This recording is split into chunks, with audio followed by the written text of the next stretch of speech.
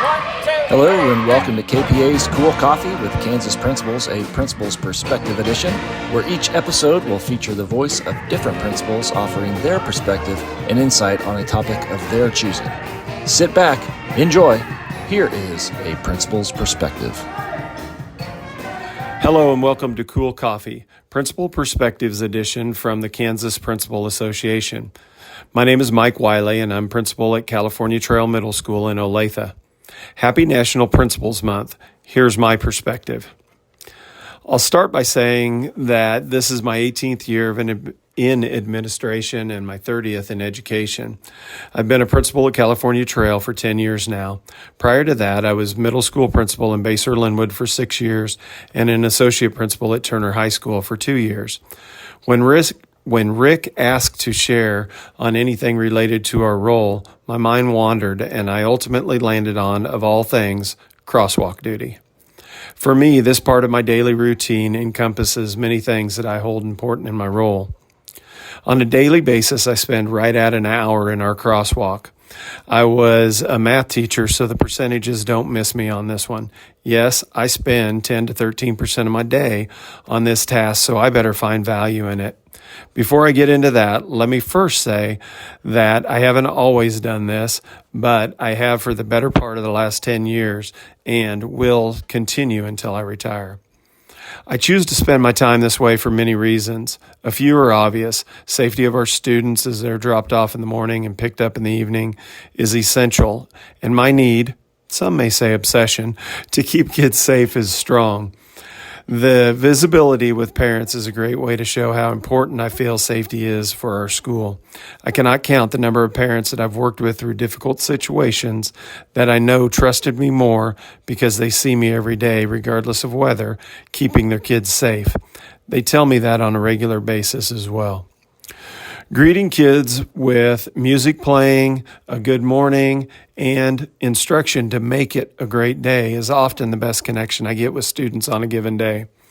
These are also great reminders for me. Music sets the tone that we can have some fun at school and that it's okay to lighten up a little bit.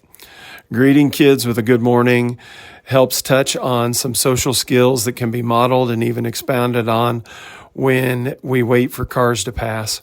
Reminding them that these little social opportunities can help you set your mind straight for the day, but also maybe even brighten someone else's day. I emphasize for students and staff coming into the building through the crosswalk that making it a great day is a choice, pushing them to see that they get to set their course. Some get it and some don't for a while, but I still keep my intentionality around the word make. The visual touch point in greeting is also where I can check in with both students and staff to see how they're doing. It's an opportunity to see a quick glimpse into how their morning started and often allows me to radio to a counselor to have a little bit of triage with a student, or maybe do that later in the morning myself as well. It's the same for staff. About a third of our staff enter the building where I'm stationed, and I can do the same for them. It's here that I hear about some of the stressors that they're going through, and I think it makes it a little easier for them when I sense something is awry and check on them as well. I mentioned that I'm at this spot virtually every arrival and dismissal, rain, sleet, or snow, just like the mail. I think this sends a strong message to staff as well. On those days that are bitter cold and pouring rain, I send our supervisors that rotate daily into the vestibule to greet students while staying dry and warm, and I have the gear to stay outside. I think that in a small way, this shows my staff that I'm in the thick of things with them and that I'll do what I can to support them, provided that kids are taken care of first. I mentioned that I haven't always done this. When I first became principal at Baser Linwood, I couldn't figure out a way to make it work and get all of the other stuff done.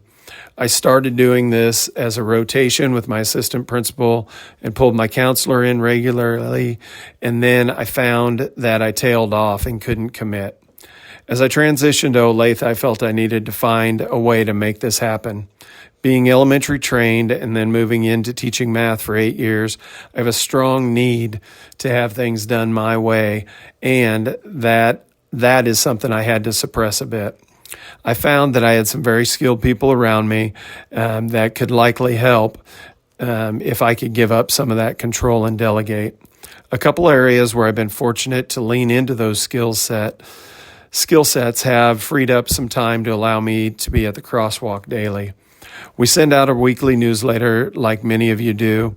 We have announcements compiled and posted for families daily and send a weekly staff newsletter with reminders of all the upcoming dates. These are communications that in many buildings are wholly or at least partially sent out by the principal, with many good reasons behind that. In our building, our lead secretary sends these communications out. For me, not having to reply to, when is the band field trip? Who's collecting food for the local pantry? Or how do I put lunch money on my account? Those kind of questions pour in after sending out the newsletter, and it saves me more time by having our secretary respond to those than it even saves me putting it all together.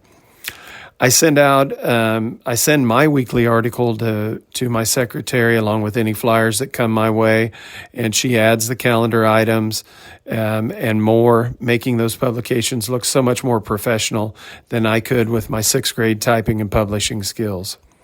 I also have assistant principals that rotate between bus duty at a separate entrance where about 20% of our kids come in, and the other assistant is roaming, checking in with students and staff.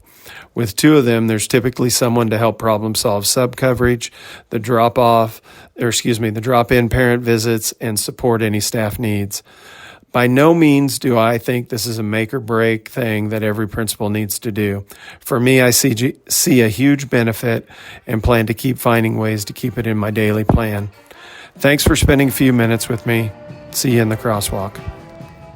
Check the notes section for more information on this episode and to learn more about the KPA and its mission to develop and support all principals through optimized learning, collaborative leadership, networking, and service.